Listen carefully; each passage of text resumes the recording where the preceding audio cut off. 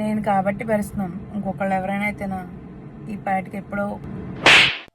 రెగ్యులర్గా ఈ మాట భార్యాభర్తల నోట్లో నుంచి ఈజీగా వస్తుంది. Daily or weekly or monthly ఒకసారి అనే మాట మాట్లాడతారు. ఒక ఎగ్జాంపుల్ చెప్తాను. బ్రహ్మ, విష్ణు, మహేశ్వరులు. ఎగ్జామ్ రాసే చిన్నపిల్లోడు బాగా చదువుకోవాలి, లేకపోతే ఎగ్జామ్లో ఫెయిల్ అయిపోతాడు.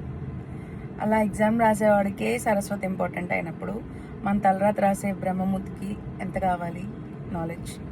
అందుకే బ్రహ్మకి సరస్వతీదేవి భార్య అండ్ పోషించేది విష్ణుమూర్తి. పోషించేవాడంటే ఏంటి? ఫర్ ఎగ్జాంపుల్ మన ఫ్యామిలీలో మన ఫాదర్ అయి ఉండొచ్చు. ఫాదర్ అన్ని బిల్స్ కడతారు కాబట్టి ఆయన దగ్గర డబ్బులు ఖచ్చితంగా ఉండాలి.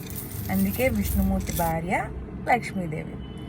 వీధి దగ్గర కానీ రోడ్ సైడ్ కానీ ఒక పెద్ద పుచ్చకాయ కొన్నారనుకోండి, ఆ పుచ్చకాయ కట్ చేయాలి అంటే ముందు మీలో స్టామినా ఉండాలి, అంటే శక్తి ఉండాలి. ఇంత దేహంలో నుంచి ఇంత చిన్న ఆత్మను బయటికి తీసుకెళ్ళాలంటే శివుడికి కావాల్సింది శక్తి, అంటే శివశక్తులు.